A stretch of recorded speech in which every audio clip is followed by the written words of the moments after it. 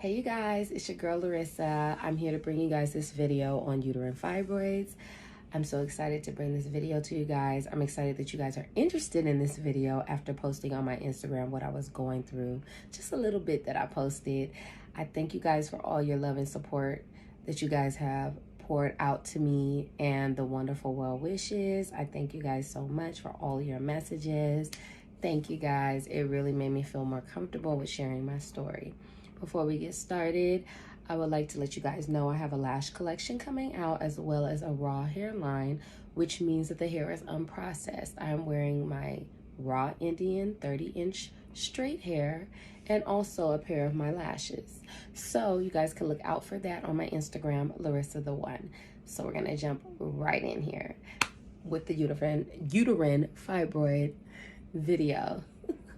Excuse me, y'all. It's like 2 a.m. where I'm at. Like, don't judge me, but let's get into it. So, I'm going to take you guys all the way back to the beginning of my journey with uterine fibroids. When I was younger, I was told that all the women on my side of the family would have issues with this, and I kind of like swept it under the rug because I was so much younger, you know, not really worried about it and not having, you know, any thought of it.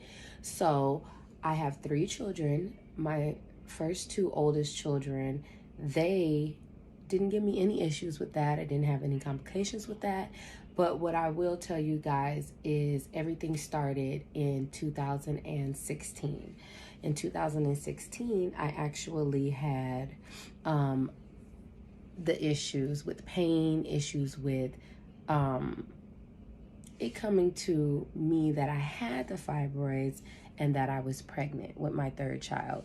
So how everything began, you guys, was I ended up feeling pain. I went to get a MRI to see what the issue was, and come to find out I had uterine fibroids that were as big as like a 5-month-old baby in my uterus. So it's like being pregnant with a 5-month-old baby. And if any of you guys don't know what fibroids are, they are non-cancerous tumors.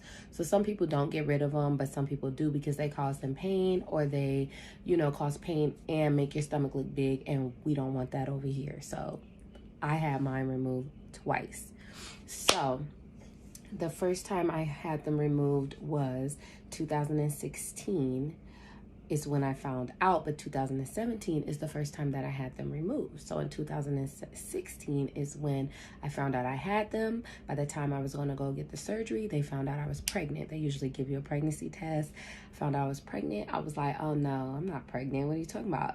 They was like, you are. So I was like, what? So at that point, I was really mainly concerned with, am I able to have a kid with fibroids this big? How is my baby gonna do? Can I have a healthy baby this way? All of those things. So my doctor said that, yes, you will be fine. So at this time, I go back and forth from Vegas to LA. So I am from Los Angeles. I'm from Cali, y'all. So I go back and forth. So I originally was in Nevada, in Las Vegas, and I was asking questions to doctors here about, you know, the uterine fibroids, what I could do. 2 Caucasian doctors were telling me, a woman and a man, were trying to lie to me and say that I need a hysterectomy. I was like, okay, that's a lie. I don't need a hysterectomy. What are you talking about? You know what I'm saying? So I went off on them, of course, and I told them, you know, that they're out here giving out false information and they will get a complaint because that's a lie. I've actually had my 2 oldest children by a doctor that was an African-American woman who actually did these surgeries, that did some of people in my family's surgeries that removed the fibroids, and they also did hysterectomies as well. So I knew that that was a lie. There's so many different procedures you can get with removing fibroids, no matter how big they are. So I knew that these doctors in Nevada were lying. I will never again trust none of these doctors here. I barely trust any doctor, but I definitely won't F with any of them out here in Vegas. So after that, I ended up investigating more because the doctor that I'm speaking of, that is African-American, that I trusted, that delivered my first 2 kids, she was actually retiring. She already retired like a year before, a couple months before I needed it done. So she ended up telling me there was a specialist at Cedars-Sinai where I actually had all of my kids. I was born there. Like, it's a really good hospital. It's like Los Angeles, Beverly Hills area. So I said, okay, cool. I investigated the doctor. I felt comfortable, met up with him. He told me it was possible to have a surgery without any marks. So I was like, cool, let me go ahead and do that, set that up, all of that. Now, I want to let y'all know something. Before all of this, in 2015, I had a car accident around 2014. So in 2015, I actually was getting injections in my spine for paying for a car accident that I had. So when I had that, these were hormones that were going into my spine. And the reason I'm telling you guys this is because right after that is when I start having the issues with the fibroids. And what I'm telling you guys is, you know, my philosophy is I just feel like, you know, the hormones and all of that is because of the injections, because it was recurring. I think I got them for a good couple of months. And after that is when I start having issues with fibroids. Like I said, when I had 2 children, been pregnant twice before that, and never had any issues until I had these injections from a car accident after my first 2 children before my third. Okay, so I set up, going back to where we were at in the story, going back to that, finding out I'm pregnant, all of those things. The doctor told me I was pregnant, but I can't have the surgery after having the baby. So my most concern at that point, like I said, was my child and my child's safety.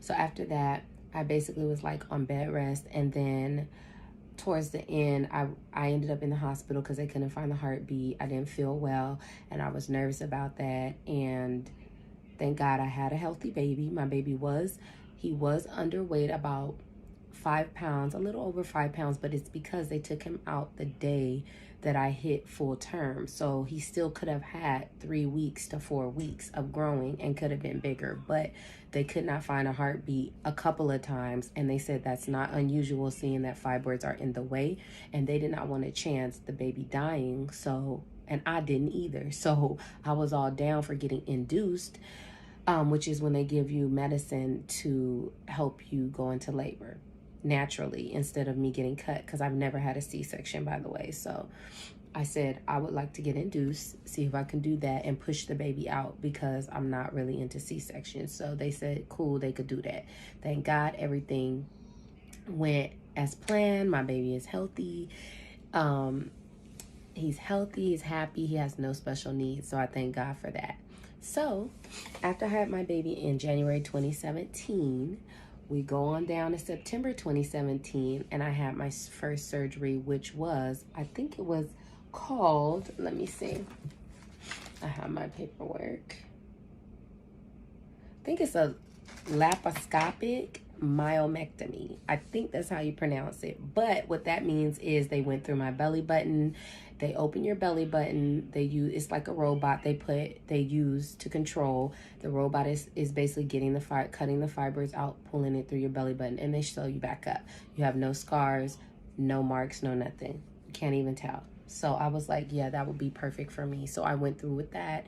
That was my first myomectomy surgery for fibroids in 2017. So how I get to the second surgery is this. I actually just one day in 2020, it was around August 2020, I just started bleeding out of nowhere.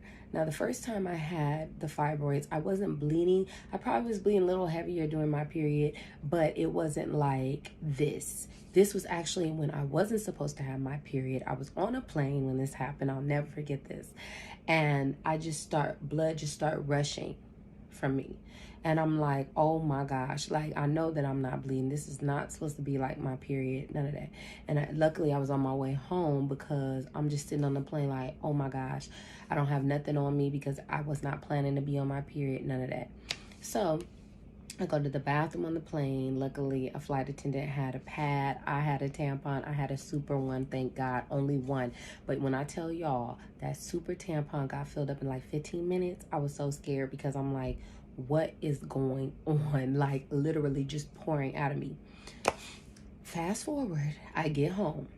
First thing I do is call the doctor, because I'm like, hell no. But I did hear stories from family members that they had to, that has happened to them because of the fibroids. I just didn't experience it until the second time, which I had no clue. It just came out of the blue. So, I didn't know what to do. When I called my doctor, I did have an OBGYN in Las Vegas. So when I did call, they just told me to take birth control. They were going to give me a birth control to stop it. I'll be fine. So I said, well, I kind of don't F with birth control, but we could do a Mirena because I'm not good at taking it every day, like the pills. So the doctor ended up trying to tell me to take the pills and I'll be fine. Come to find out, I missed a couple days and that messed me up. Like, the bleeding and all that continued because I wasn't having the hormones in me 24/7. So he did exactly what I told him to do, because I got tired of going through that. I went straight to his office and I said, you're going to give me that Mirena because we're not about to play no games. I need a hormone that is going to control the bleeding 24/7. So that's what he did. So after he gave me the Mirena, he did say once he puts it in, I'll instantly stop bleeding. And I did, you guys. I did. It stopped the bleeding 100% right when he put it in. So I was happy, but I knew that this was just a band-aid over a wound. It wasn't something that was fixed. So, but at that point, I just needed the bleeding to stop, because literally I was bleeding for weeks, like just pouring out blood, and that was way unusual for me. So, but like I said, other people that I know have had that happen. It just didn't happen to me the first time. So this is August 2020. September 2020, they do a